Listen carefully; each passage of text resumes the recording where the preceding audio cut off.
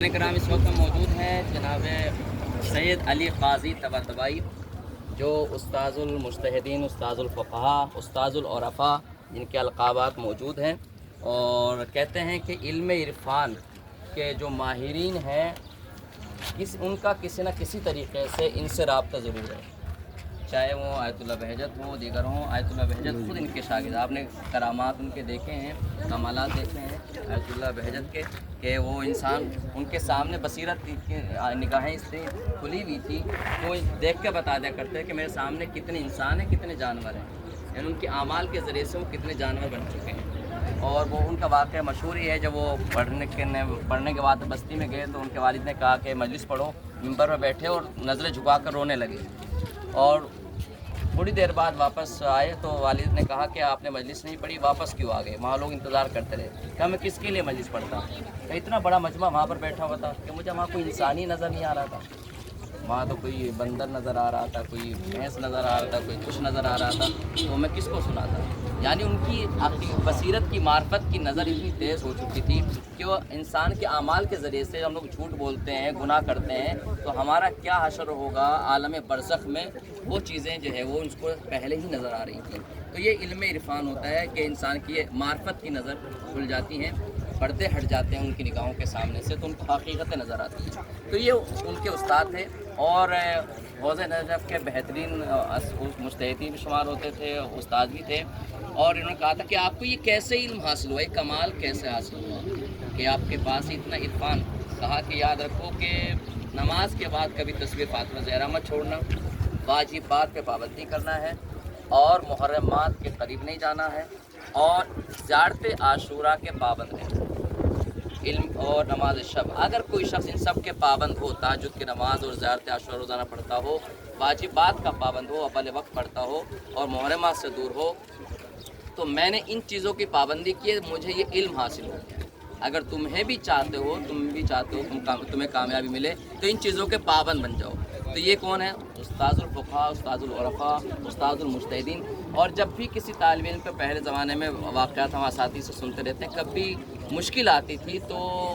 یہاں کے طلباء جو نجف میں پڑھتے، اب تو حالات بہت سازگار ہو گئے، پہلے جب پریشانیاں تھیں تو انہی کے قبر پہ آتے تھے، ان سے توسل کرتے تھے، اور طالب علم کی پریشانی حل ہو جاتی تھی۔ اور خود ہم نے اپنی نگاہوں سے دیکھا ہے کہ جب بھی بہرحال فقر و فاقہ کی زندگی ہوتی تھی، اس زمانے میں ایسے حالات ہونی تھے، تو یہاں پر آ کے توسل کرتے، ان سے دعا مانگتے، ان سے طلب کرتے، تو ان کے یہاں سے بہت سے لوگوں کو مسائل بھی حل ہوئے ہیں۔ میرے ساتھ خود ایک بار واقعہ ہوا، ایک ذل حسنین ہیں امریکہ کے رہنے والے، تو وہ تھوڑا سا علم عرفان بہرحال بقول ان کے تھے، تو انہوں نے کہا کہ یہ واقعہ ہے،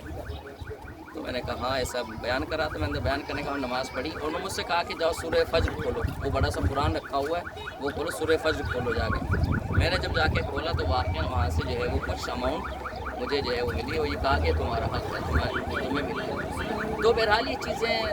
ہوتی ہیں، اور میں نے اپنے اساتذہ سے نجف میں سنا ہے کہ یہ مدد کرتے ہیں۔ اور شادمان رضا نوئے خان کا نام سنا ہوگا آپ لوگوں نے، سہریہ والا علی اکبر، میرے اچھے دوستوں میں، اور اکثر ہمیں ملاقات ہوتی ہے، تو ان کے بھائی ایک دو خرم، تو ان کی طبیعت خراب ہوئی، تو رات کے 12 بجے جو ہے ان کو فون آیا کہ ایسا ایسا مسئلہ ہے،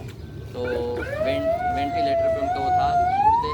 ان کی وہ ہونی تھی، پریشانی کے عالم میں انہوں نے کہا کہ ابھی آپ جا کے توسل کریں، رات کے 11 بار میں کیا کون جائے گا، تو انہوں نے کہا نہیں جانا لازمی ہے۔ ایک سہاجنا ہوتا ہے، سہاجنا کی پتیاں جو ہوتی ہیں اس کو انگلش میں پتہ نہیں کیا بولتے ہیں، لیکن اردو میں مورنگا،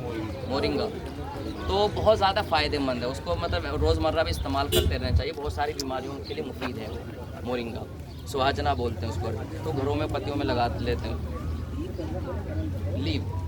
اس کے جو ہوتے پتیاں،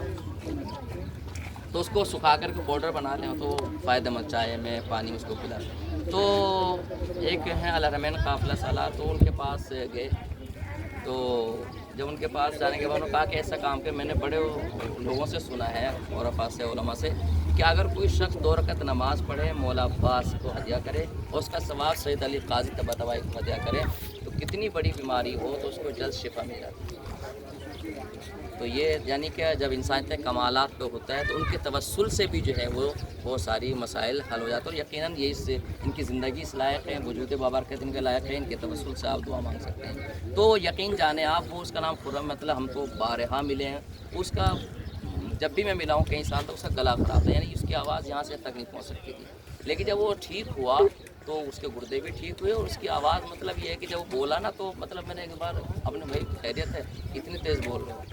تو فوراً وہ بھی ہنس پڑا کہ مولانا یہ اس کا کمال ہے سواجنا اور سید القاضی کو جو میں نے 2 رکعت نماز جو پڑھی تھی حج اکبر پر۔ بہرحال یہ اہل بیت علیہ السلام کے پیروکاروں کا شرف رہا ہے کہ وہ اپنے چاہنے والوں کو بھی جو ہے ان کے در کو در شفا بنا دیتے ہیں۔ تمام زائرین کی صحت و سلامتی کے لیے بآواز بلند صلوات۔ بسم اللہ۔ آ جائیں۔